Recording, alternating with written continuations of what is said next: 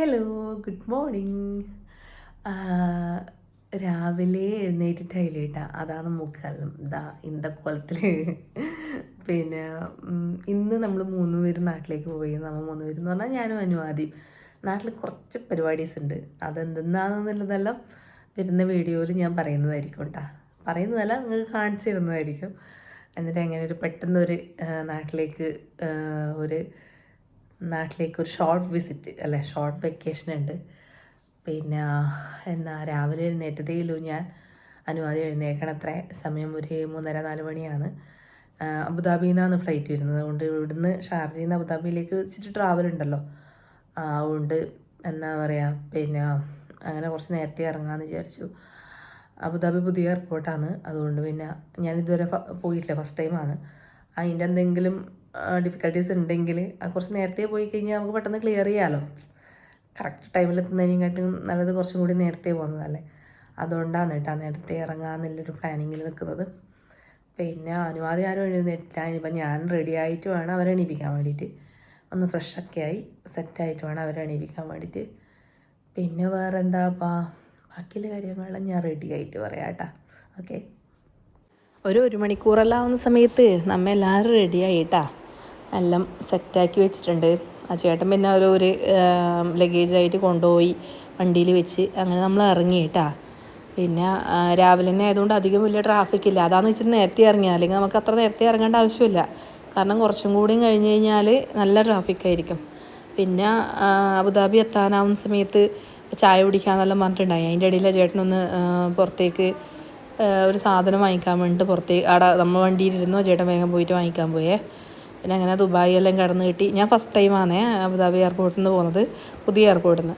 അന്നേരം ആ ഒരു എക്സൈറ്റ്മെൻ്റ് ഉണ്ട്, പിന്നെ ടെൻഷനും ഉണ്ട്. കാരണം കുറേ നടക്കാനുണ്ടാവും എന്നുള്ളതാണ് ഇങ്ങനെ ഒരു ആൾക്കാർ പറഞ്ഞു കേട്ടത്. അന്നേരം അതുകൊണ്ട് എങ്ങനെയാവും ഏതാവും ഒന്നും അറിയില്ലല്ലോ. അങ്ങനെ പിന്നെ മെല്ലെ ദുബായിലൂടെ ഇങ്ങനെ പോയിക്കൊണ്ടിരിക്കുകയാണ് കേട്ടോ. ഷെയ്ഖ് സയ്യിദ് റോഡിലൂടെ പോയിക്കൊണ്ടിരിക്കുകയാണ്. വൈകിന്ന് ചായ മേടിച്ചു, പിന്നെ സാൻഡ്വിച്ചും നല്ല പബ്സെല്ലാം മേടിച്ചിട്ടുണ്ട് അതിനെ.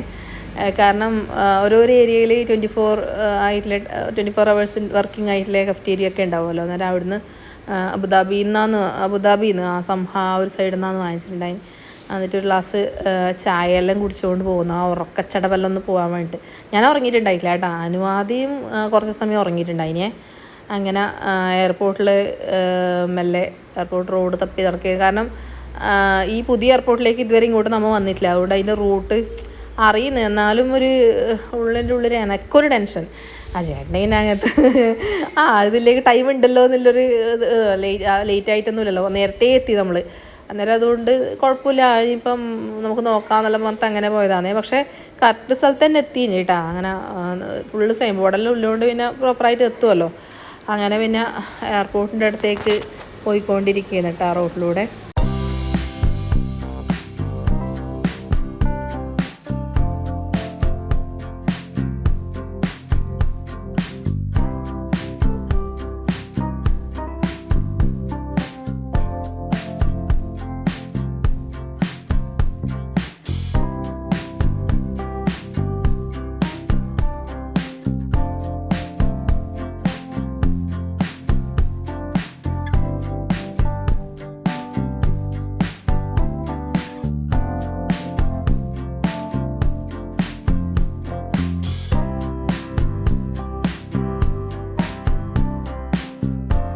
അങ്ങടെ കാണുന്നതാണ് കേട്ടോ അബുദാബി എയർപോർട്ട് വരുന്നത്, പുതിയ എയർപോർട്ട്.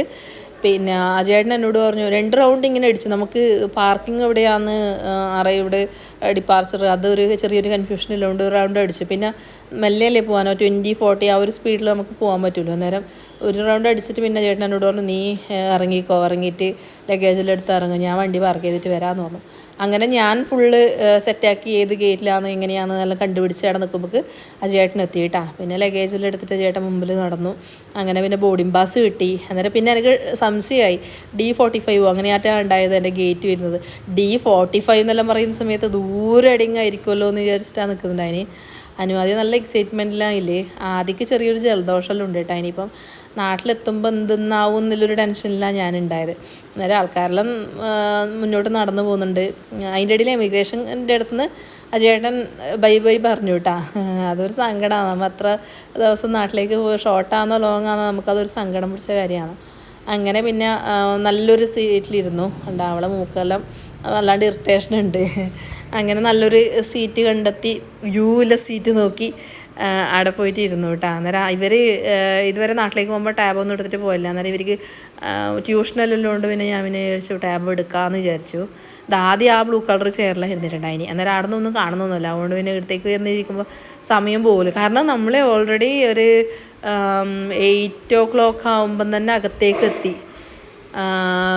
10:35 ഫ്ലൈറ്റ് ഉണ്ടായത്. അന്നേരം അത്രയും മണിക്കൂർ നമ്മളിങ്ങനെ വെറുതെ ഇരിക്കേണ്ടതല്ലേ. അന്നേരം എൻ്റർടൈൻമെൻറ്റ് എന്നുള്ള രീതിയിൽ ഇത് കണ്ടുകൊണ്ടിരിക്കാമല്ലോ. അന്നേരം ഇവർ ടാബ് ഇല്ലതുകൊണ്ട് രക്ഷ.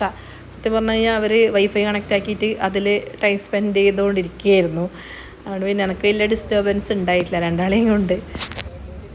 ബോറടിക്കലായ ഇപ്പോഴേ ആയില്ല, കുറേ സമയമുണ്ട്. അത്ര ഉറക്കം വരുന്നു, ഉറക്കം വരുന്നാലും ഉറക്കം വരുന്നുണ്ടാ? ടാബ് എടുക്കലായ? ഞാൻ കുത്തിക്കേറ്റൂല.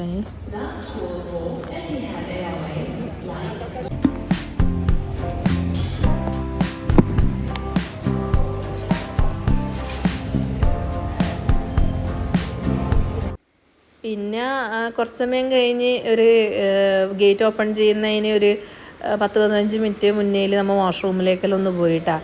കാരണം ഈ ഫ്ലൈറ്റിൽ നിന്ന് വാഷ്റൂമിൽ പോകുന്നത് ഒരു മെനക്കേട് പിടിച്ച പരിപാടിയാണ് എൻ്റെ ഇതിലെ.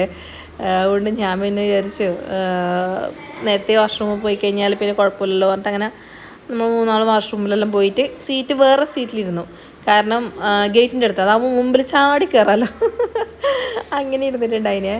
അതിൻ്റെ ഇടയിൽ എത്തിഹാദ് ഫ്ലൈറ്റൊക്കെ ഇങ്ങനെ വന്നുകൊണ്ടിരിക്കുന്നുണ്ട്. നല്ല ഭംഗിയുണ്ട് കേട്ടോ. സത്യം പറഞ്ഞു കഴിഞ്ഞാൽ അത് ആ ഒരു കാഴ്ചയെല്ലാം ഉള്ളതുകൊണ്ട് തന്നെ എന്ന് തോന്നുന്നു. എനിക്കൊട്ടും ബോറടിച്ചിട്ടേ ഉണ്ടായിട്ടില്ല. അല്ലെങ്കിൽ പൊതുവേ എനിക്ക് കുറച്ച് സമയം ഇരിക്കുമ്പം തന്നെ വല്ലാണ്ട് മടുപ്പ് വരുന്ന ഒരാളാണ്. പിള്ളേരെ പറഞ്ഞിട്ടും കാര്യമില്ല, എനിക്കും അങ്ങനെയാണ് കേട്ടോ ഉണ്ടാവില്ല. പക്ഷേ ഇത് അനുവാദി നല്ല അനുവാദിയായാലും ഞാനായാലും നല്ല സെറ്റായിരുന്നു ഈ ഒരു ട്രാവൽ ചെയ്യുന്നത്. അതുമല്ല ഞാൻ പറഞ്ഞില്ല ഗേറ്റ് കുറേ ട്രാവൽ ചെയ്യാനുണ്ടോ ഡൗട്ട് ഉണ്ടായിരുന്നു. പക്ഷേ ഉണ്ടായിട്ടില്ല കേട്ടോ. തന്നെയായത് ഡ്യൂട്ടി ഫ്രീ കഴിഞ്ഞ ഉടനേൽ കുറച്ച് സമയം, കുറച്ചൊരു 5 മിനിറ്റ് പോലും ഇല്ലാന്ന് തോന്നുന്നു, അപ്പോഴേ തന്നെ നമ്മളെ ഗേറ്റ് ആയിട്ടുണ്ടായിനി. അതുകൊണ്ട് പിന്നെ അങ്ങനത്തെ ഒരു ബുദ്ധിമുട്ടോ ഒന്നും ഉണ്ടായില്ല. അതുകൊണ്ടും വളരെ സ്മൂത്തായിട്ടുള്ളൊരു യാത്രയായിരുന്നു. യാത്ര, ഒന്നുകൊണ്ടും ഒരു ബുദ്ധിമുട്ട് ഉണ്ടായിട്ടില്ല കേട്ടോ ദിവസം അയച്ചിട്ട്.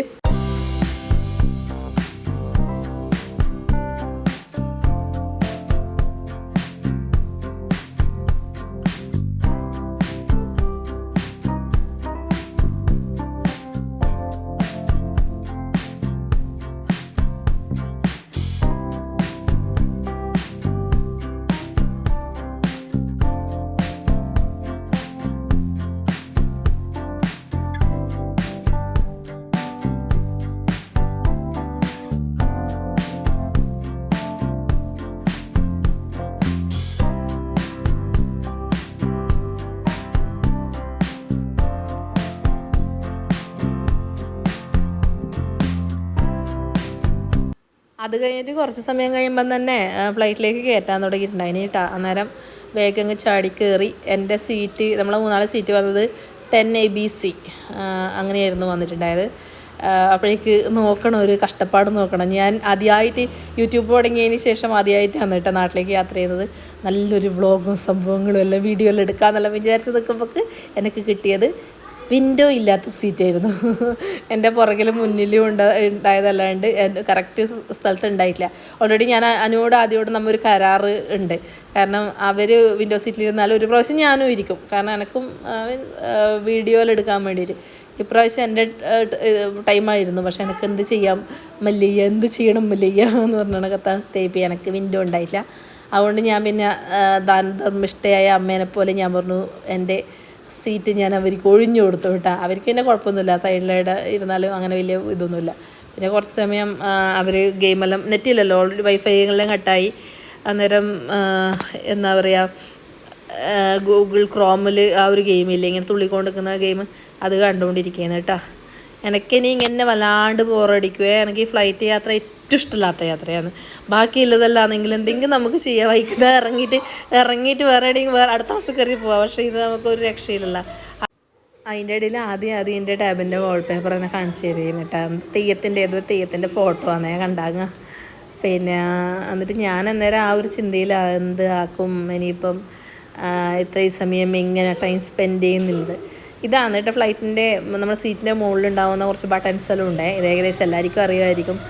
ഫാനിൻ്റെതും ലൈറ്റിൻ്റെതും പിന്നെ നമുക്ക് എയർ ഹോസ്റ്റസിനെ കോൾ ചെയ്യാൻ വേണ്ടിയിട്ടുള്ള ബട്ടനും പിന്നെ ആ കാണുന്നത് ഓറഞ്ച് കളർ നമ്മൾ സീറ്റ് ബെൽറ്റ് ഇടാൻ വേണ്ടിയിട്ടുള്ളതാണ്. അത് ബ്ലിങ്ക് ചെയ്യുന്ന സമയത്ത് നമ്മൾ അത് ആ ഒരു ലൈറ്റ് കാണുമ്പോൾ നമ്മൾ സീറ്റ് ബെൽറ്റ് ഇടണം. ചിലപ്പോൾ ഏതെങ്കിലും ബുദ്ധിമുട്ട് അങ്ങനെ എന്തെങ്കിലും ഉണ്ടെങ്കിൽ ട്രാവൽ ചെയ്തുകൊണ്ടിരിക്കുമ്പോൾ അങ്ങനെ എന്തെങ്കിലും ബുദ്ധിമുട്ടും കുലുക്കം സംഭവമെല്ലാം വരുന്നുണ്ടെങ്കിൽ പൈലറ്റ് അല്ലെങ്കിൽ അനൗൺസ്മെൻറ്റ് ഉണ്ടാവും കേട്ടോ. അത് ഇടാൻ വേണ്ടിയിട്ട് അല്ലെങ്കിൽ അതിന് ലൈറ്റ് കത്തും. ആ സ്പോട്ടിൽ എല്ലാവരും അത് ഇടണം. ഇല്ലെങ്കിൽ ഊരി വെക്കുന്നതുകൊണ്ടും കുഴപ്പമില്ല. പക്ഷേ ഞാനൊന്നും ഊരി വെക്കില്ല. ഞാൻ അനുവിനെ അതിനും വിടലില്ല. കാരണം എന്ന് വെച്ച് കഴിഞ്ഞാൽ ഊരി വെച്ചതുകൊണ്ട് എന്തെന്ന് ഒരു കംഫർട്ടബിൾ അല്ലാത്തൊരു സംഭവമായിട്ട് നമുക്ക് ഫീൽ ചെയ്തിട്ടൊന്നുമില്ല. ഞാൻ വാഷ്റൂമിൽ പോകേണ്ടി വരുന്ന സമയത്ത് ഊരി വെക്കുന്നതല്ലാണ്ട് ഞാൻ അങ്ങനെ ഊരി വെക്കാതൊന്നുമില്ലേ. അങ്ങനെ സൈഡ് സീറ്റിരുന്ന ലക്ഷ്മിയാണ് എനിക്ക് ഈ വീഡിയോ എടുത്തിരുന്നത് കേട്ടോ. വിൻഡോ ഒട്ടും ക്ലിയർ ഉണ്ടായിട്ടില്ല, ഫുള്ളിങ്ങനെ ക്രാക്ക് കണക്കിലുണ്ടായിന്. അതുകൊണ്ട് എൻ്റെ വീഡിയോ അത്ര വലിയ ക്ലാരിറ്റി ഒന്നും ഉണ്ടാവില്ല കേട്ടോ.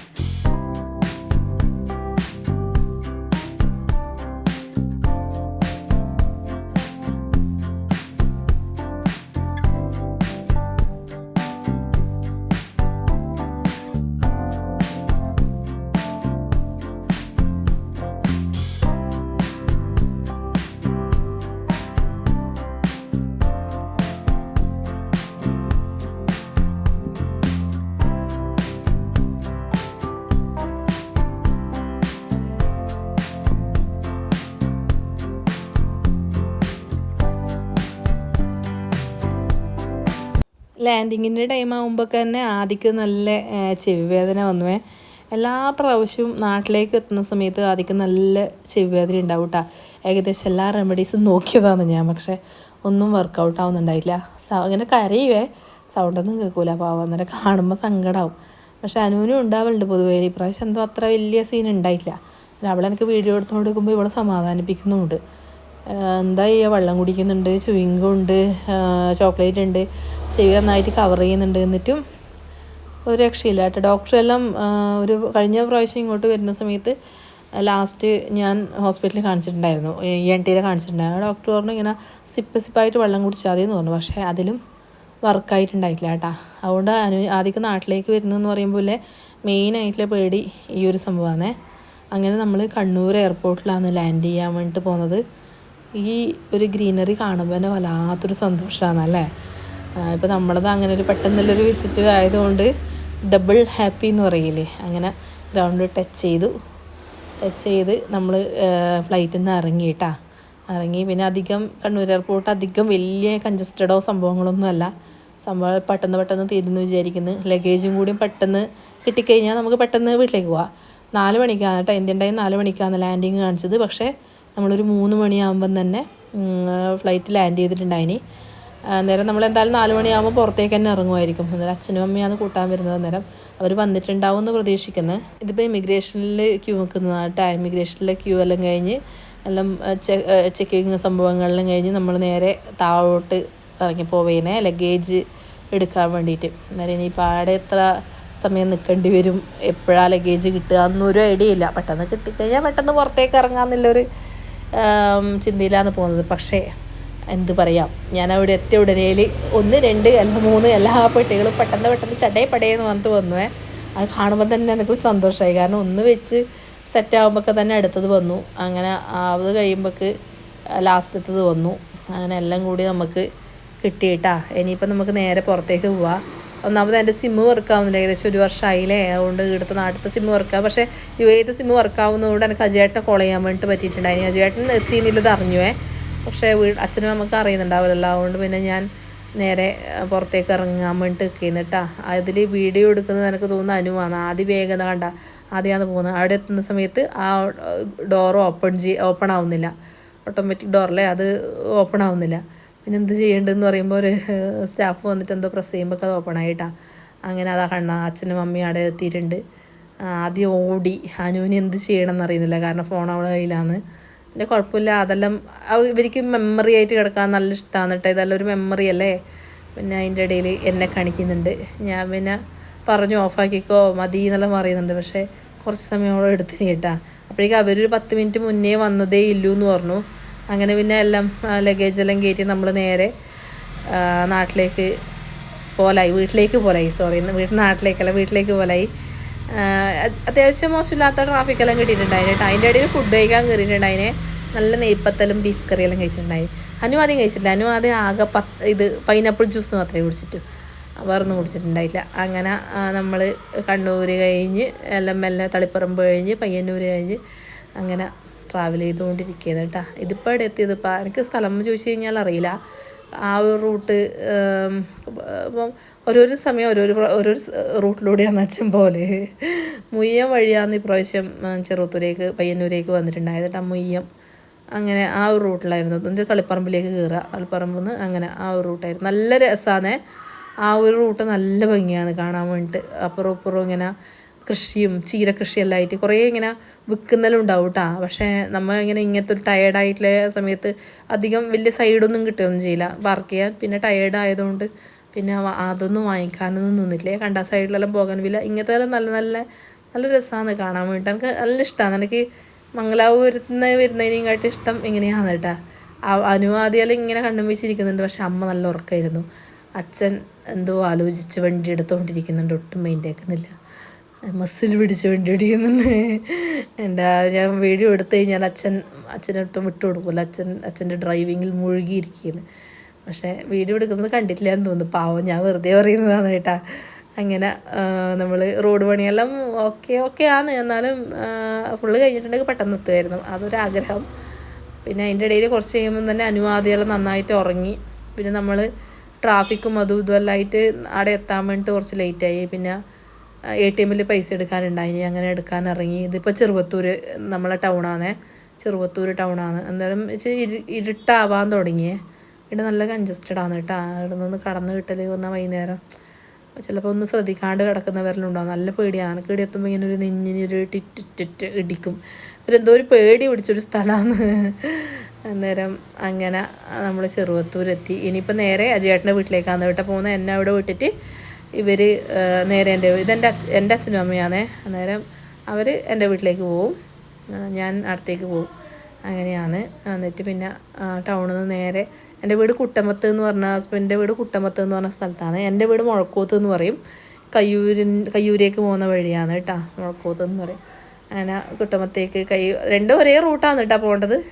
അജയേട്ടൻ്റെ വീട്ടിലേക്ക് ആദ്യം എത്തും, അതിന് ശേഷം അതേ റൂട്ടിൽ തന്നെയാണ് എൻ്റെ വീടും വരുന്നത്. ഒരു ഏകദേശം ഒരു 4 കിലോമീറ്ററിൻ്റെ ഡിസ്റ്റൻസ് മാത്രമേ ഉള്ളൂ കേട്ടോ. ഒരു 10 മിനിറ്റ് വണ്ടിയിലാണെങ്കിൽ. അങ്ങനെ പിന്നെ ആ റൂട്ടിലേക്ക് ഇങ്ങനെ പോകുന്നു. പിന്നെ ഞാൻ അധികം വീഡിയോ എടുക്കാൻ നിന്നില്ല കേട്ടോ. കാരണം ആദ്യം കുറച്ച് നാളിന് ശേഷം മീൻസ് അച്ഛനും അമ്മയും ഇപ്പോൾ 2 മാസമേ ആയിട്ട് നാട്ടിൽ വന്നിട്ട് 2 പേരായാലും, എന്നാലും നമുക്ക് നാട്ടിലെത്തിയിട്ട് നമ്മളെ വീട്ടിൽ കയറുമ്പോൾ ഒരു ഫീലിംഗ് ഉണ്ടല്ലോ, അതൊന്നും എനിക്കങ്ങനെ ക്യാപ്ചർ ചെയ്യാനൊന്നും പറ്റിയില്ല. ഞാൻ അത്രത്തോളം വളർന്നിട്ടില്ല സത്യം പറഞ്ഞു കഴിഞ്ഞാൽ. എനിക്കങ്ങനെ ആ ഒരു ഹാപ്പിനെസ് ഒന്നും പെട്ടെന്ന് അങ്ങനെ ക്യാപ്ചർ ചെയ്യാൻ വേണ്ടിയിട്ടാവില്ല കേട്ടോ. അതുകൊണ്ട് ഞാൻ ഈ വീഡിയോ ഇവിടെ വെച്ച് സ്റ്റോപ്പ് ചെയ്യുന്നു കേട്ടോ. എന്നാൽ പിന്നെ ആയിക്കോട്ടെ, അടുത്ത വീഡിയോ ആയിട്ട് കാണാം.